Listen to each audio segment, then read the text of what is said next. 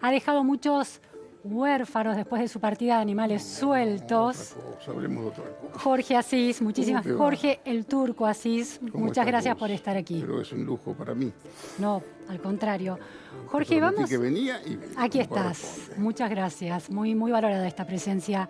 Jorge, bueno, hacemos un repaso mínimo de tu partida de animales sueltos porque el pueblo quiere La saber. verdad, Sí. no me interesa hablar del tema. Sí. Es un tema absolutamente personal y es un ciclo terminado. Bien. Y la verdad, para hablar de animales sueltos, no. Lo pongo entonces en otro contexto a esto. Hay una especie de construcción de una nueva superposición de redes de espionajes ilegales, ilegales. Tema más serio. Tema más serio, de vasos comunicantes con el periodismo. La justicia tendrá que demostrar si eso es cierto o no, si hay una verdad jurídica detrás de eso o no, pero la opinión pública está conversando preocupadamente sobre esto. Vos que sos un hombre, ¿cuánto hace que sos periodista, Jorge? Que soy periodista y desde 1976. Bueno, has pasado por épocas muy claves de El la proceso Argentina. militar me hizo periodista. El proceso militar te hizo periodista. Sí, épocas densas de la Argentina, tanto en la dictadura como en la democracia, en la vida democrática. Este vínculo entre redes de espionaje, servicios de inteligencia paraestatales, estatales, periodismo, política y justicia. La justicia. Sí, primero, ¿es nuevo ¿no? en Argentina? ¿Está más incentivado? ¿Está más intensificado Bien. ahora? ¿Es distinto? A ver, el tema es muy complejo, como lo dijiste vos.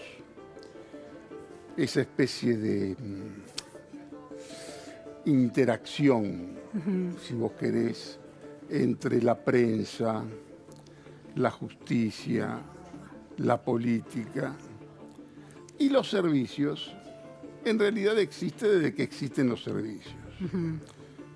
Lo más serio que yo recuerdo, que se pueda más o menos tomar como antecedente de lo horroroso que pasa hoy, tiene que ver con el periodo de Alfonsín, cuando Alfonsín desconfiaba mucho de sus servicios de inteligencia que recibía, porque le parecía que había una conspiración a cada rato, y estableció una especie de sistema de inteligencia paralela, que es una vieja tentación.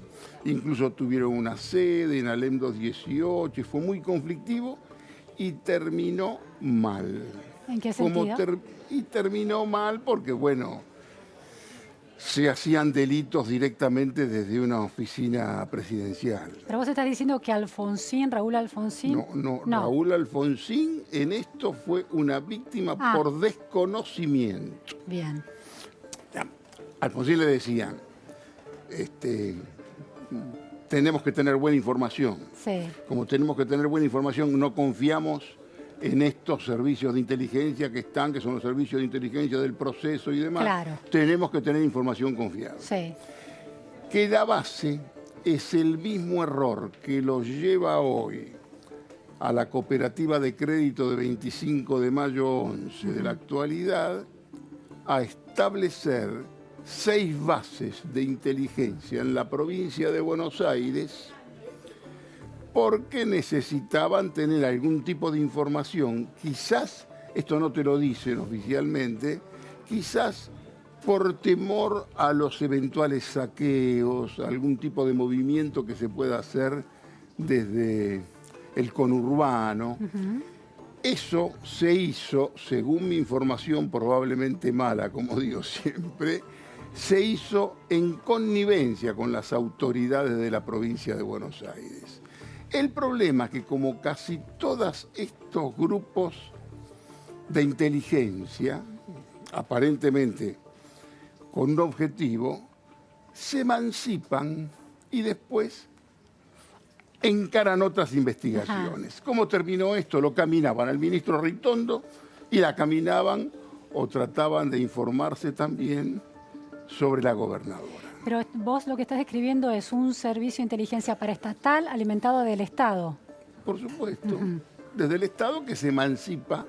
Que luego se emancipa. Y que de pronto, porque en realidad hay que ser bastante vulnerable para que te hagan semejante alboroto policías retirados, ¿entendés? Los policías retirados, casi peor que los coroneles retirados, se quedan casi, riegan los geranios en el balcón, ¿entendés? De su casa de Belgrano, ¿no? Jorge, esto es un poquito más complicado porque esto viene directamente con temas de la justicia, que la justicia hoy parece ser un estadio donde se dirimen clásicos de la política. Y aquí se complica un poco más todavía, ¿entendés? Porque hay causas y a partir de la aparición del fenómeno D'Alessio empiezan a tirar de esa cuerda y saltan muchas cuestiones que son bastante delicadas y las que todavía van a saltar, ¿no? Pero, por ejemplo, la causa que tramitan Dolores con el juez Ramos Padilla, ¿es una causa alimentada por los servicios paraestatales? No. Mira, es una causa... La causa, digamos, una interpretación muy adolescente, es decir, la causa Ramos Padilla está para terminar con la causa de los cuadernos. No es nada así. ¿Y cómo es? Acá hay una interpretación macrista, si vos querés, y una interpretación kirchnerista. La interpretación kirchnerista, la causa de los cuadernos es una operación del macrismo. Sí. Para el macrismo, o para los muchos colegas míos con muchas simpatías oficialistas, la causa que se arma en Dolores es una causa para terminar con la causa de los cuadernos, que en realidad es la causa de los arrepentidos. Sí. Aquí... ¿Y cómo es? ¿Si no es ni uno ni otro? Y yo creo que no es ninguna cosa ni otra. Hay delitos básicos. ¿Cuáles? Bueno, en el caso de la causa de los cuadernos, la causa de los cuadernos adquiere relevancia fundamentalmente a partir de la aparición de los primeros arrepentidos que señalan. Si esos arrepentidos en algún momento mintieron o en algún momento se cubrieron o se van a cubrir en un futuro inmediato diciendo, por ejemplo, que fueron obligados a declarar de esta forma por cuestiones de defensa propia y demás, es otra cuestión. Pero hay casos que tienen que ver con lo delictivo. Sí. O sea, es real eso. Por supuesto que es real, no es ninguna operación. Esos son casos que de pronto la interpretación sí puede ser, si vos querés, tendenciosa. Lo que surge por el otro lado es algo que atañe a colegas nuestros, atañe a fiscales, que en el mejor de los casos fueron distraídos o tontos, ¿entendés? Pero ser distraído no es garantía de imputabilidad. Vos por ser tonto, igualmente sos imputable, digamos, ¿no es cierto? Eso por un lado. En el caso de lo que tiene que ver con D'Alessio, Stornelli, hubo una interpretación muy apurada de decir es una operación y no es una operación. Se complica y cada vez se va a complicar más. Está separada del rol que Stornelli tiene en los cuadernos. Eso es lo que vos estás señalando. Por supuesto, porque ahí hay otras cuestiones, hay otras derivaciones, ahí entran colegas, ahí entra el tráfico de la información. Me quiero detener en ese punto. Sos un hombre de enorme experiencia en la vida política, has participado además en política durante el menemismo. Los conocés ambos lados del mostrador, como periodista y analista político y como político. Todo periodista político que hace investigación está necesariamente vinculado con servicios paraestatales y servicios estatales de inteligencia. No necesariamente. Vos, para dedicarte al periodismo informativo, tenés que ser un buen fileteador. Vos tenés que saber filetear el pescado, diferenciar el pescado bueno del pescado que viene más o menos podrido.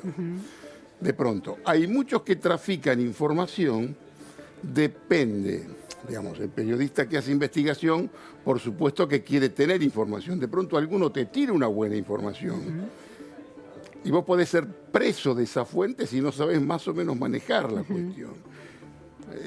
lo que está en cuestionamiento no es la tenencia de la fuente. Lo que sí está en cuestionamiento de que esa fuente no haga de vos un instrumento para un acto delictivo. Claro, ¿quién usa a quién? ¿El periodista usa la información de los servicios o los servicios usan al periodista? Y es absolutamente recíproco. Esto es un juego. Vos no podés ser periodista de investigación, tener información y encontrarte nada más que con gente honorable y venerable. Eso no existe. Vos tenés que poner la mano y tenés que hablar con todos los que tenés que hablar. Ahora, cuando aparece un caso como este, que es el caso D'Alessio, que los excede a todos, y ahí está la frontera entre la ingenuidad, el abuso de confianza, pero cuando estas complicidades que tienen que ver y que pueden ser justificadas por distracción o abuso de confianza derivan en actos delictivos, ahí la cuestión se complica un poco más. Claro. Si vos querés, y lo que tiene que ver con los colegas, yo no soy amigo personal de Daniel Santoro, pero a lo sumo lo que se le puede reprochar es cierta ingenuidad en el trato con su fuente. ¿Entendés? Como también esto, por lo menos, se le tiene que reprochar a Stornelli. Ahora, a veces hay algunos personajes que son encantadores de serpientes, que se te meten, que averiguan tu vida, que saben qué es lo que te preocupa, que inmediatamente te proporcionan la solución a eso que te preocupa. Y cuando te querés acordar, lo tenés adentro. Lo tenés con vos. Lo tenés al lado, ¿no es cierto? Sí. Y estamos, claro, esa sería la idea de D'Alessio. En este caso se lleva puesto, por supuesto, autoridades de la nación, políticos absolutamente intachables, que yo no tengo ninguna duda de que de pronto encontraban en esta vertiente informativa la salvación. ¿Entendés? La salvación porque el periodista, y aparte hay otra cuestión que es terrible en los periodistas, que es ese tráfico de poder más o menos inmanente, misterioso y desconocido. Decirte a vos por lo bajo, Luciana, sí, este tipo es de la DEA, entre nosotros. Ese secreto que tenemos entre todos de que aquel tipo supuestamente es de la DEA, que la DEA por supuesto no va a decir ese tipo es mío, ni no es mío, porque todo esto entra en esta cuestión del ministerio. Hay mucho tráfico de toda esta cuestión y que genera a veces temas bastante redituables. Jorge, hiciste un pasaje histórico desde el alfonsinismo a la actualidad, a la gestión de Cambiemos. ¿Qué pasa con los servicios durante el kirchnerismo, por ejemplo? Mira, no es un tema especial mío, me parece que lo manejaron, ahí hay interpretaciones que creen que hay una especie de continuidad, por datos que son, casi te diría, inconexos. Tomar yo a Magdalani, a quien la conozco desde el periodo menemista, tomarla como una continuidad del Archer, porque son amigos del Archer, me parece por lo menos precipitado, apresurado y te diría bastante forzado. Yo por información te digo, la continuidad de Magdalani con Archer, la gran razón es que los hijos juegan al rugby juntos. Y se encuentran, qué sé yo, Magdalani, no alcanza para establecer una red de espionaje. El poder de Magdalani no es el Archer, el poder de Magdalani ahí es Nicolás Caputo, que son amigos, ¿entendés? Claro. ¿Quién manejaba los servicios en aquel momento? Lo que pasa es que está todo mezclado con distintas interpretaciones de la historia. El hombre fuerte fue, por supuesto, Estiuso, después diabolizado, pero Estiuso fue fundamental en un periodo que tuvo que ver con un Néstor Kirchner que en su ingenuidad quería tener una relación casi política de complicidad con los Estados Unidos. ¿Había ingenuidad en Néstor Kirchner? En materia diplomática, total, no entendía mucho. Si no, no salía como salía él, a insultar a Irán, porque él insultaba a Irán con intención de, casi te diría, halagar a Estados Unidos. Después todo cambia porque muere Kirchner. Que la verdad, la máxima irresponsabilidad de Néstor Kirchner consistió en morirse de esa forma, y dejó un balurdo, ¿viste? Sin organizar las cosas. Fenomenal. Jorge, ¿no? vos publicaste La marroquinería política en 2005-2006. Notas del 2005 en el 2006. 2006, ¿no? Eran, claro, notas del blog que pasan. Allí denunciabas, bueno, este viaje de bolsos con dinero desde el empresariado, parte del empresariado, hacia la clase política kirchnerista. Esa información también, ¿cómo se obtiene semejante grado de información? Ahí hay también una circulación. Querida, a ver. Luciana, querida. Turco. Todos sabían. Sí. Todos absolutamente sabían cómo eran las cuestiones. Yo no denuncié absolutamente nada. Conté, interpreté. No podía yo interpretar esa nueva realidad sin interpretar el sentido recaudatorio. ¿Entendés? La construcción recaudatoria de la que seguramente muchos colegas actuales te van a decir: yo recién en el 2008 me di cuenta. Mentira, todos sabían cómo era todo. ¿Entendés? Y tampoco era, cuidado con esta interpretación, que como dice el señor presidente dice que para trabajar tenían que incorporarse a un sistema de corrupción los empresarios. ¡Mentira! Pero se entregaban con un énfasis, con un apasionamiento a lo que era esto, a lo que era el juego, ¿entendés? Estaba la Cámara de la Construcción y estaba la camarita de la construcción. En la Cámara de la Construcción estaba todo muy bien, normal. En la camarita se decidían los negocios. Luciana, este oleoducto es tuyo. Me interesa a mí, bueno, es para vos, me debes un pase, digamos. Y vos lo que decís es que la clase política, los periodistas conocían este funcionamiento. Y si no conocían, estaban en otro país. Ahora, la diferencia entre ese libro... Y los periodistas y los dueños de medios de comunicación también conocían. Bien. Digamos.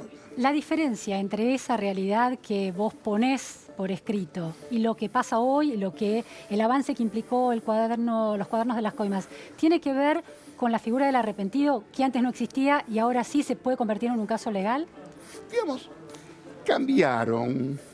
Es otro momento político y me parece que hubo una excesiva diabolización del kirchnerismo.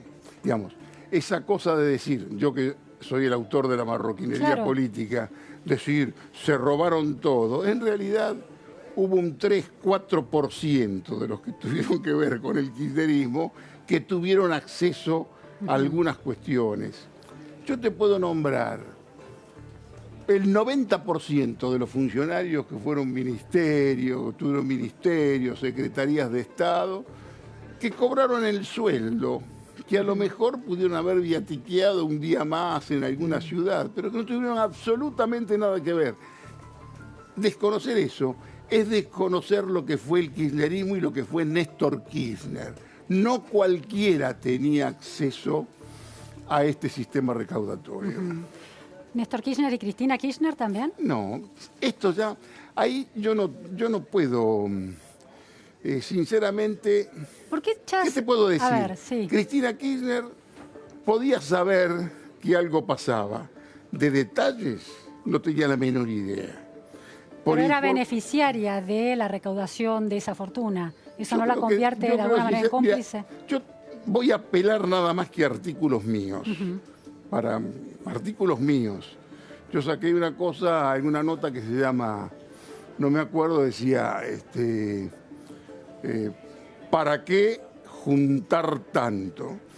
Que es alguna cosa que yo me entero, que no sé si habrá sido cierta, que dice la doctora, cuando la doctora entra a ver todo lo que nunca pensaba que se iba a tener que meter, porque lo que no estaba previsto era la muerte de este muchacho.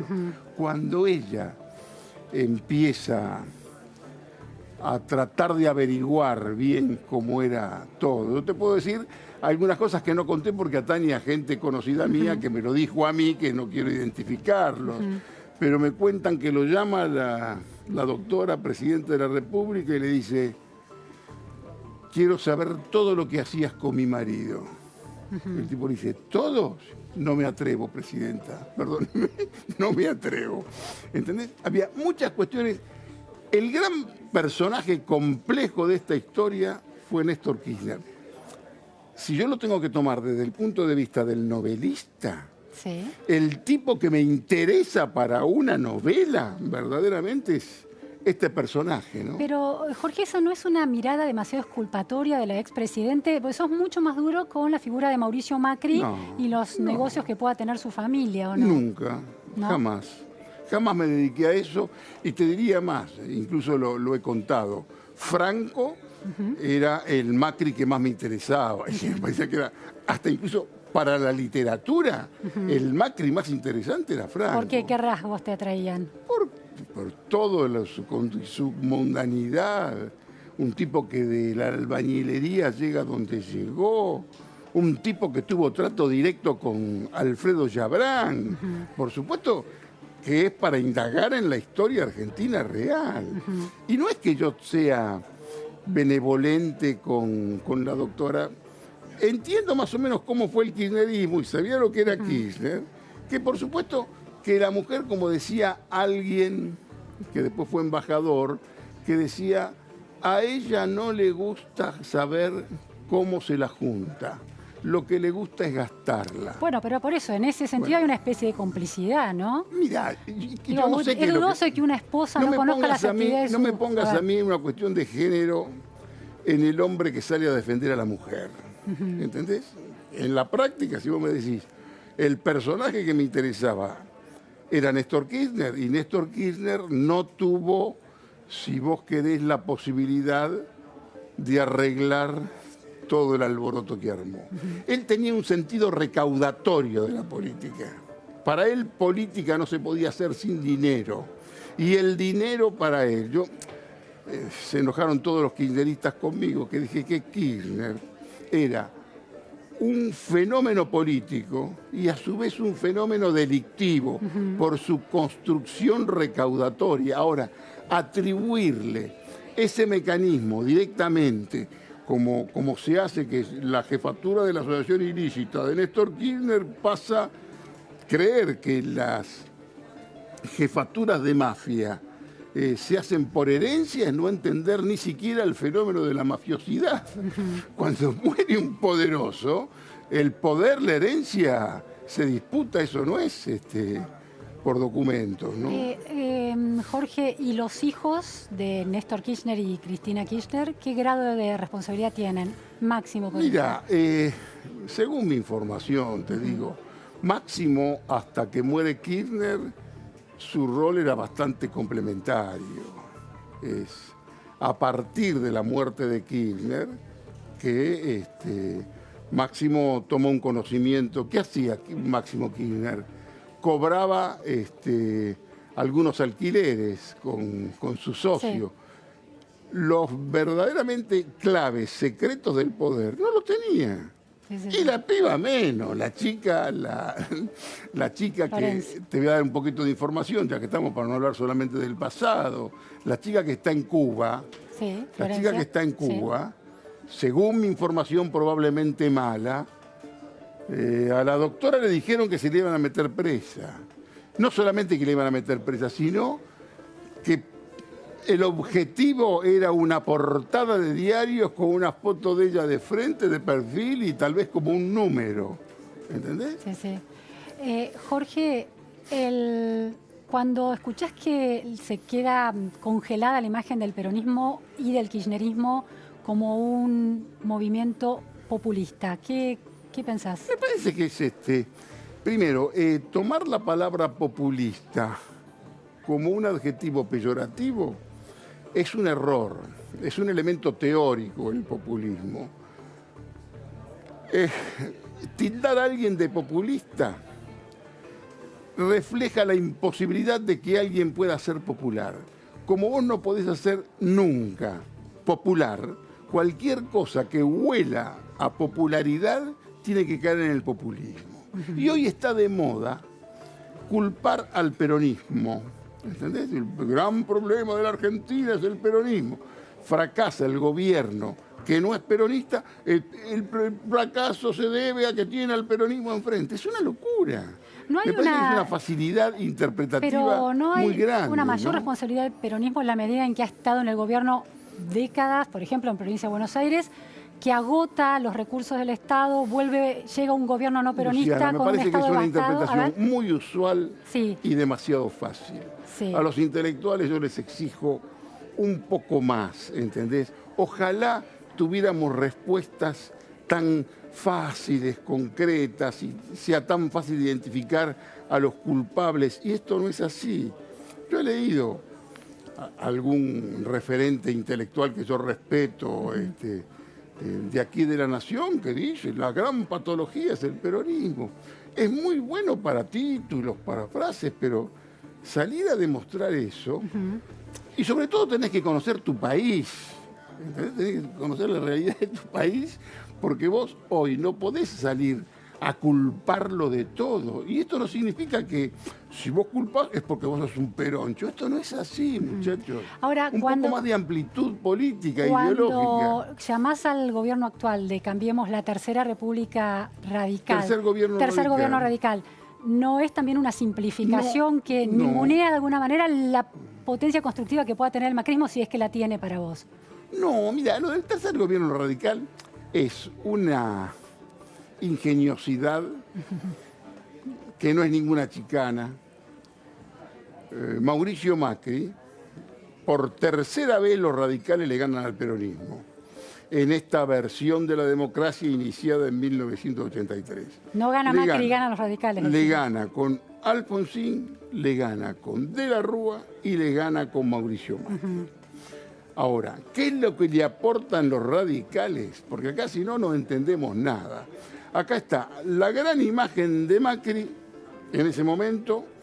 Macri, que es un excelente producto, a mi criterio desperdiciado, pero es un excelente producto, con una muy buena imagen, en el 2015, que hacía un salto. Macri estaba preparado para encabezar un frente con el peronismo y termina, lo encabeza con la Unión Cívica Radical, debido en gran parte a la condición de orfebre de Emilio Monzó. Los radicales aportan territorio, Macri pone la imagen. Los radicales aportan la territorialidad y la coalición cívica, el insumo de la transparencia. Vos ponés transparencia, más territorio, más buena imagen, y era un cóctel importante.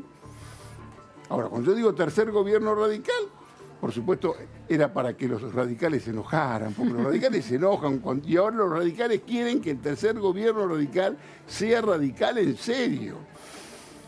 Que el cuarto.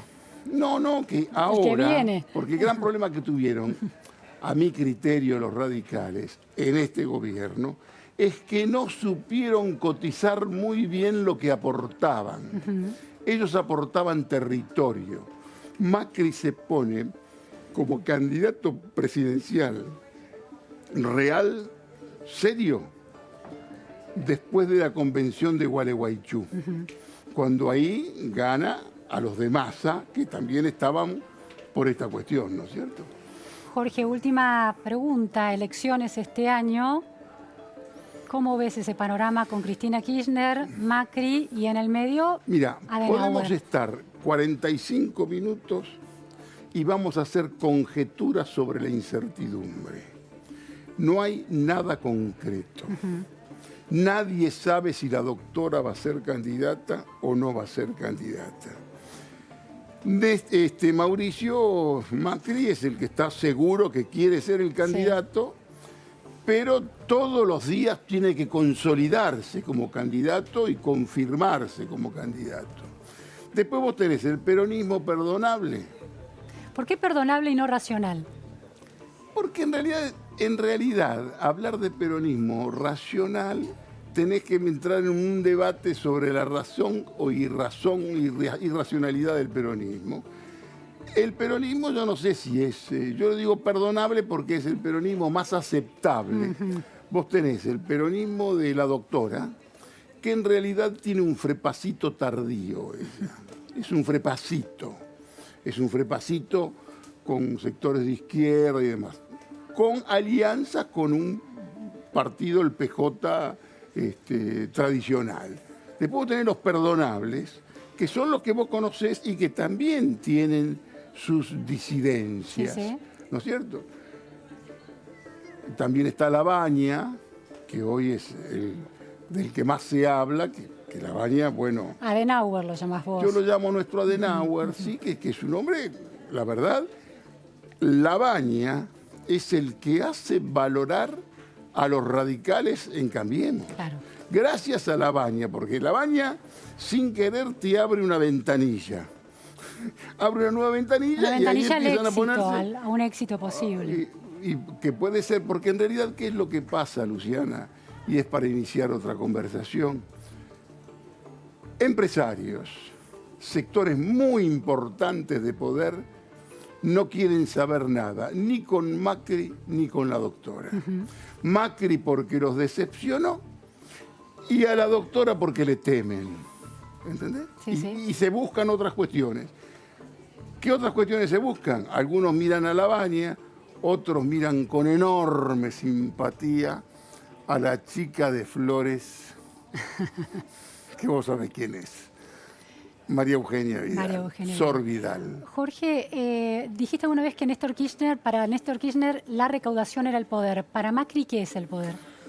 No, Macri los padece bastante el poder. Macri todavía me parece que tiene que hacer algún curso más. Él se hizo político desde supuestamente la no política, ¿entendés? Y está, hoy me parece que está muy enojado. Y no es un enojo que sea simplemente coyuntural para elevar el nivel. Está enojado.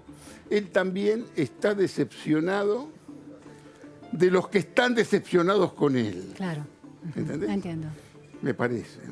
Muy interesante. Muchísimas gracias, Jorge Asís, es un por gusto estar para aquí. mí, Fernando. Nos vamos a un corte y enseguida volvemos en Más Info, segunda edición por La Nación Más.